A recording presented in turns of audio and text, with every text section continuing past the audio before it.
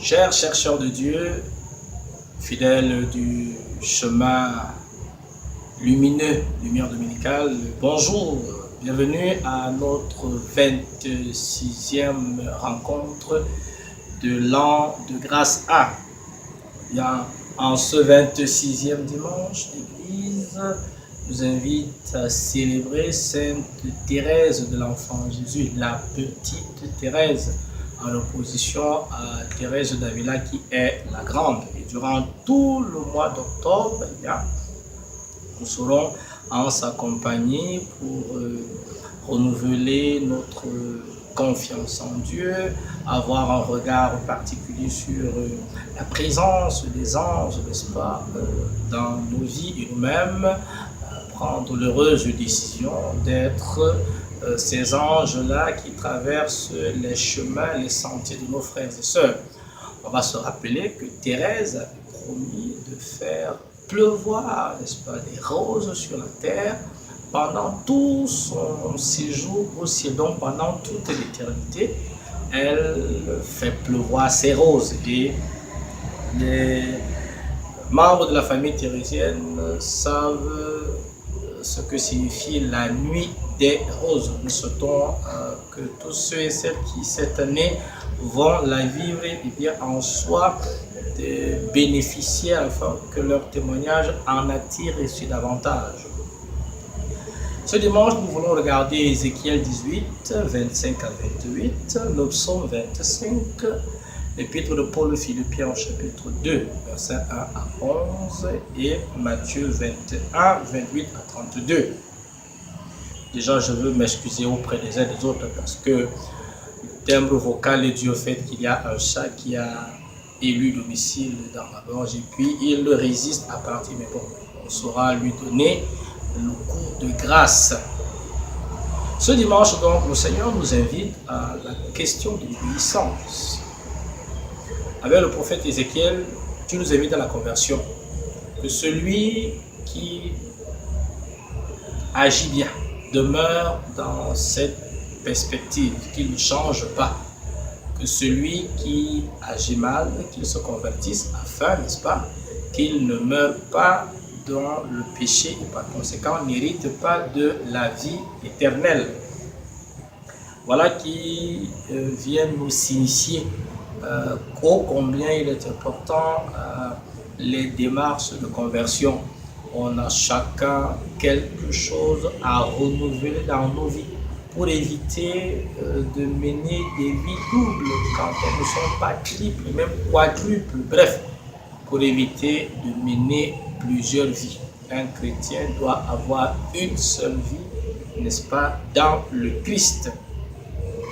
Le psalmiste, justement, la même perspective, invite à célébrer ce Dieu-là qui nous donne toujours l'opportunité de reprendre le bon chemin lorsqu'on s'est égaré pour diverses raisons. Jésus est le chemin, la vérité, celui qui nous donne la vie. C'est vrai que la conversion, elle est exigeante.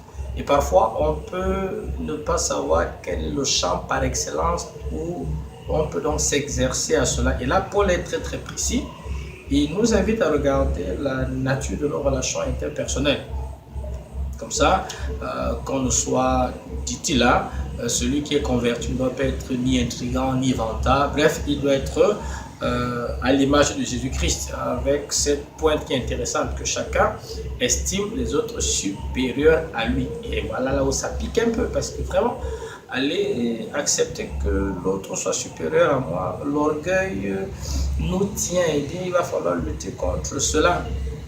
Et dans la même lettre, puisque Paul sent et il sait, il va tout de suite présenter Jésus comme le modèle.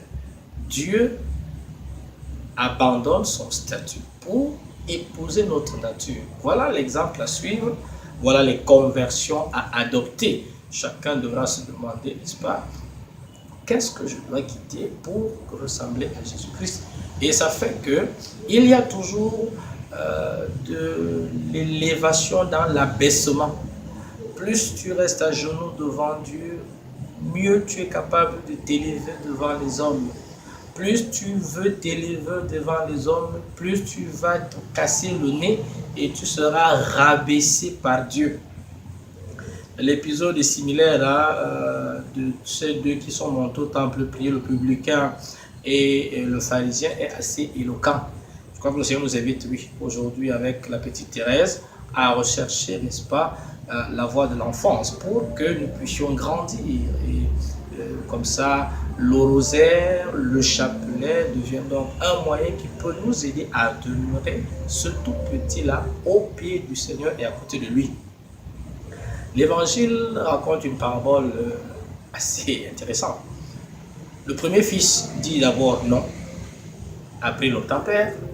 Le deuxième dit oui et il ne fait pas. C'est évident que celui qui a obéi est le premier qui s'est d'abord ébiffé.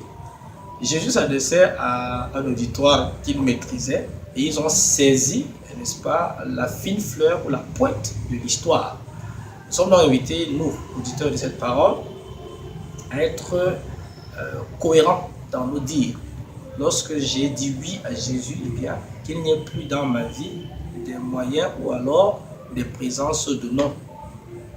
Parce que quand Jésus, lui, il a dit oui, il n'a été que oui. Marie n'a été que oui, Abraham n'a été que oui.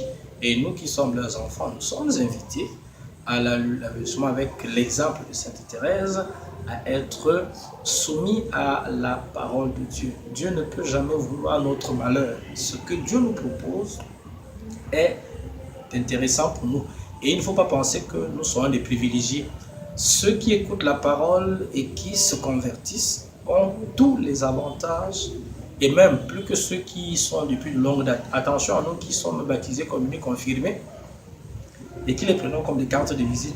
Nous sommes invités à la vigilance, à renouveler nos engagements baptismaux, à renouveler nos promesses baptismales. Et ainsi, nous serons toujours prompts à pouvoir être soumis. Et les grâces de l'obéissance, n'est-ce pas, les grâces de la soumission nous seront données.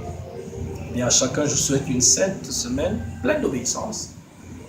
Les chemins de conversion, ils sont difficiles, mais avec l'Esprit Saint, on en arrive. Bien que chacun de nous, cette semaine, se pose la question, qu'est-ce que je veux vouloir changer dans ma vie pour plaire à Dieu? Qu'est-ce que l'on me reproche autour de moi et que je vais accepter de changer pour que ma vie soit conforme à celle d'un disciple de Jésus-Christ? Sainte semaine à tous, que le Seigneur nous bénisse et retrouvons le dimanche prochain pour, une fois de plus encore, manger la parole qui nous nourrit en vue du ciel.